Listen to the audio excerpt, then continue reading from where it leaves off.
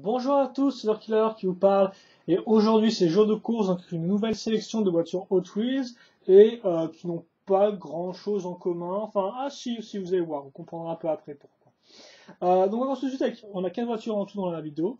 Première voiture, c'est la Speed Blaster. Donc, en fait, c'est un peu compliqué, mais elle est sortie pour la toute première fois en 91 sous le nom de Backburner ou Sonic Special, puis ensuite en 93 sous le nom de Dragon Wagon, et enfin en 95 sous le nom de Speed Blaster. Donc c'est un peu compliqué, mais vous pouvez retenir si vous voulez qu'elle est sortie pour la première fois en 95 sous le nom donc, de Speed Blaster. Donc désignée par Larry Wood, elle est sortie entre 95 et 2012 en plus de 20 variations différentes, je ne les ai pas toutes comptées, mais il y en a beaucoup, donc plus de 20, voilà. Et donc là, je vous présente la version 2005 Track Aces, donc l'ancêtre du segment series Track Stars.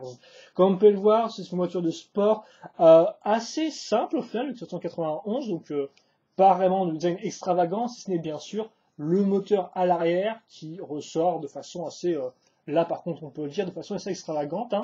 Donc voilà, je vous montre un peu le détail.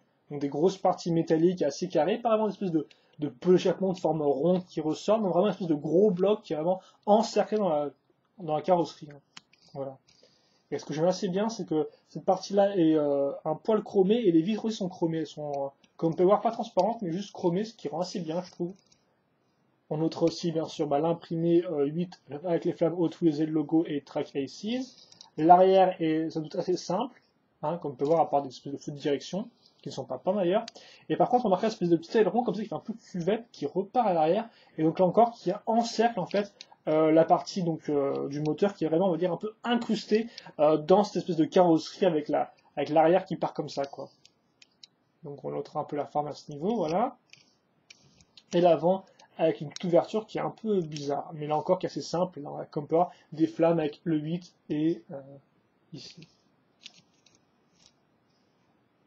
Voilà.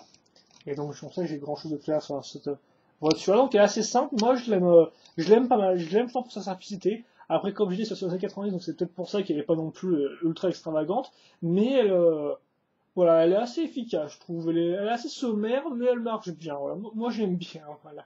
Elle marche plutôt bien. Allez, on passe maintenant à la Ferrari 360 Moderna, sortie pour la première fois en 2005. Mais attention, cette version 2005, qui ressemble à ça, c'est une version, on va dire, un peu cartoonisée de la version originale de la voiture. Car effectivement, la Ferrari 360 Moderna de base ne ressemble pas vraiment à ça. Et d'ailleurs, elle est sortie en version de base, donc version réelle, quoi, en 99. Pour ceux qui veulent savoir, donc en édition 99.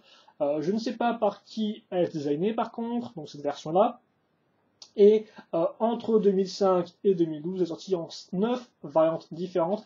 Et donc là, je vous montre la version 2006, je vais arriver, Track Aces. Donc comme un petit peu en commun entre les voitures, hein. Deux qui font partie du même segment, même si c'est pas la même année. Et donc comme vous pouvez le voir, cette version de la Moderna est transparente.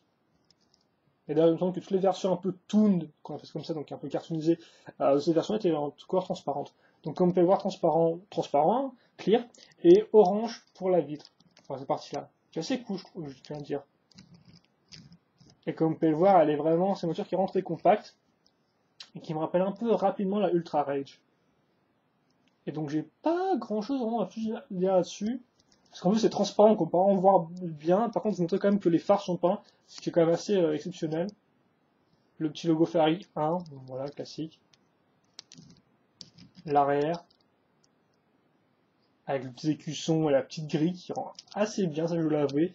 Et donc comme vous pouvez voir, en fait surtout c'est une voiture qui est quand même assez basse, hein, avec des roues qui viendraient presque au final être plus grandes que l'endroit où s'arrête le toit du véhicule, hein. Donc avec des vitres aussi assez petites sur les côtés, mais vraiment quelque chose d'assez fin, comme vous pouvez voir, vraiment très fin, enfin très fin, très bas plutôt, très bas à ce niveau-là, voilà. Ça remonte vraiment pas beaucoup et ensuite ça redescend encore d'une façon assez souple, hein. Donc ça fait qu'on a vraiment une voiture très compacte, très petite, très plate là encore, hein, mais néanmoins assez compacte, comme vous pouvez le voir, elle n'est pas non plus ultra fine. On ne parle pas non plus d'une Jet Street 3.0, donc voilà, elle a quand même cette espèce d'aspect je dirais un peu bossu, n'importe quoi, mais un peu compact, que j'arrive pas à trouver d'autres mots. Et comme pour l'espèce de flamme, alors là, le petit logo Hot Wheels qui est asymétrique, enfin c'est bien, voilà. Donc la Ferrari 360 Moderna, c'est la version tuned, enfin non, Par exemple, parce qu'il existe en plus une troisième version qui s'appelle la version Toon, voilà, c'est pas la même. Donc, faites attention, si vous achetez une version Moderna, la normale c'est en 99, c'est en 2005, et la version Toon, je crois, en 2004. Ensuite, je pense la What for Two, sortie pour la première fois en 2004. Oula, et je me trompe de voiture aussi, c'est pas bien. Celle-ci. Designé par Phil Rinman, est sorti donc entre 2004 et 2012 en 18 variantes différentes. Là, c'est la version 2008 Web Trading Cars et est sortie en deux variantes de couleurs différentes au sein de ce segment. Donc, cette couleur-là, donc on peut voir qui est violet avec violet rose avec du vert trans.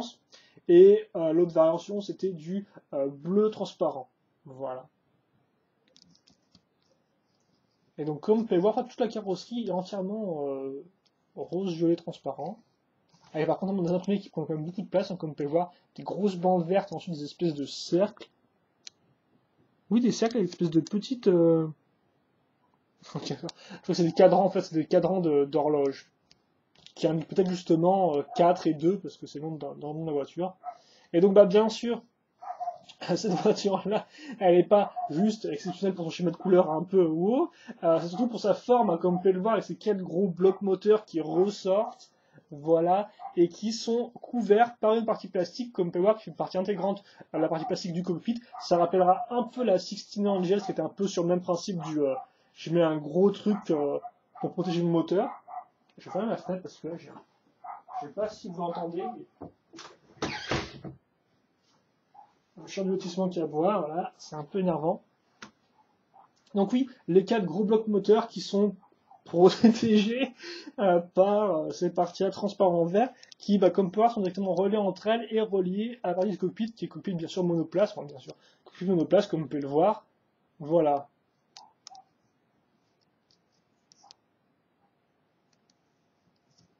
Et donc, mis à part ça, il n'y a pas grand chose plus là-dessus. Comme vous pouvez voir, cette partie-là repart un peu en l'air. Pour elle, c'est très plat, avec moins des parties qui remontent pour les garde-boue des roues. Voilà. L'arrière, enfin vraiment l'arrière est assez simple, malgré, comme vous pouvez le voir, une espèce de petite partie un peu, comme une espèce de petit bouton qu'on pourrait tourner en fait à l'arrière, c'est assez spécial. Voilà, voici un peu encore ça. Par contre, le dessous est assez rigolo, comme vous pouvez voir, avec l'espace des 4 blocs moteurs représentés, c'est assez sympathique. Je ne vous ai pas montré les autres, bon, la Speed Blaster est assez simple, hein. Hop là, je fais rapidement. Et là, c'est voilà. Donc voilà, la What for Two, qui est assez rigolote, c'est pas ma préférée, mais au moins elle est assez originale. Elle, par contre, contrairement aux deux voitures qu'on a vues avant qui partaient pas dans tous les sens, elle part un peu plus dans tous les sens, hein, avec cette espèce de cage bloc moteur, ces 4 blocs moteurs, c'est une espèce de petite partie arrière comme qui est assez rigolote, comme vous pouvez voir la forme vraiment de la vitre ici est assez sympathique, et d'ailleurs comme on peut remarquer aussi, on a une espèce d'arête hein, à ce niveau-là, ce qui fait que la partie transparente au milieu est entre deux espèces de... Voilà, elle n'est pas au même niveau que les parties sur les côtés, partie latérale.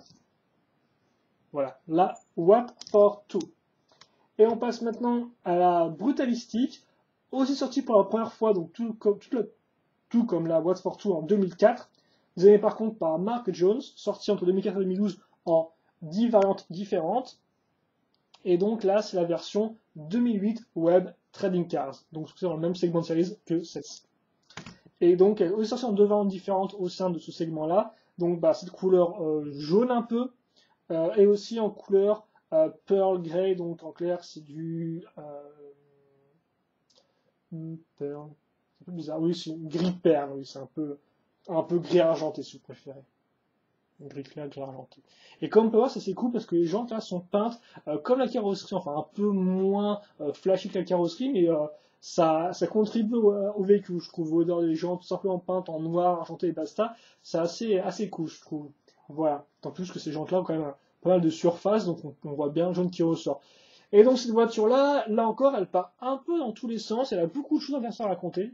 Donc bah, déjà la forme de profil est assez cool. Comme on peut voir, on a une partie qui est très plate à ce niveau-là, puis ensuite qui retombe de façon assez brusque et à nouveau plate en courbe vers l'avant du véhicule. On dirait presque une espèce de nez en fait, hein, c'est assez violent, mais de 3 quarts, on a quasi une espèce d'œil, un front très bas, et une espèce de grand nez qui descend un peu, une espèce de tapir en fait, hein, pour aspirer des fourmis. C'est vraiment simple, ils ont une petite bouche à 6 niveaux. Ah, c'est vrai que ça fait souvent ça avec les voitures, hein. On peut souvent voir des yeux avec les phares avant et une bouche avec euh, l'aération, entre guillemets, à l'avant.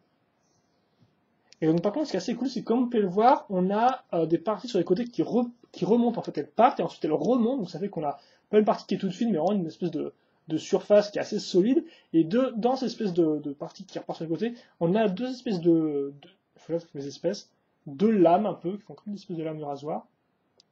Et en chrome, ça rend vachement bien. Je trouve que ça ajoute des détails au véhicule, quoi. L'arrière, donc très plat, hein, comme vous pouvez le voir, qui est un peu en arrière, comme une espèce d'ouverture, là, c'est assez classe. Et donc, bah oui, le dessus, voilà un peu ça, avec la vitre en forme de goutte, comme ça. Le petit logo Hot Wheels, deux sièges, et le petit moteur qui ressort à ce niveau-là avec la partie transparente. Et imprimé, assez simple, hein, comme vous pouvez voir, c'est en tous les aplats de couleurs. Bleu, noir, bleu, blanc. Et donc la brutalistique, en plus d'avoir un nom assez cool, et bien effectivement elle est assez brutale quoi. Enfin non, elle est vraiment spéciale. On pourrait aussi le fait qu'à l'avant, on n'a pas de garde-boue, mais à l'arrière, les garde-boue sont avec des espèces de grandes parties au final qui font, bah, ça fait un peu garde-boue aileron, et c'est là aussi lié avec l'avant du véhicule, enfin plutôt les espèces de vitres sur les côtés. Donc non, franchement, c'est une voiture avec beaucoup d'éléments vraiment distincts. Je trouve c'est vraiment intéressant à l'analyser parce qu'il y a vraiment beaucoup de choses qui se passent dedans, quoi. Donc aussi bien l'espèce d'aileron qui est très plat, que l'espèce de grand cockpit, enfin l'espèce de grande vitre ouverte à ce niveau-là qui permet de voir l'intérieur, les vitres au final très plat, c'est très plat, sinon forcément on a des espèces de vitres sur les côtés qui sont assez petites, assez fermées. Le garde-boue ici, il est pas sur le côté, néanmoins c'est pas tout plat parce qu'on a des parties qui repartent à ce niveau-là sur les largeurs avec des espèces de lames dedans. Voilà, donc franchement, il y a beaucoup de choses qui se passent dans le design et je trouve ça assez intéressant. Pourtant j'ai une chose assez simple, mais là, c'est vrai qu'au final, si on la voit telle quelle de profil, on la comprend assez rapidement, puis quand on cherche un peu à l'étudier plus en détail, on se rend compte de plein de petites choses et c'est assez intéressant, je trouve. Donc voilà pour la brutalistique, et je pense que ce sera tout pour notre vidéo.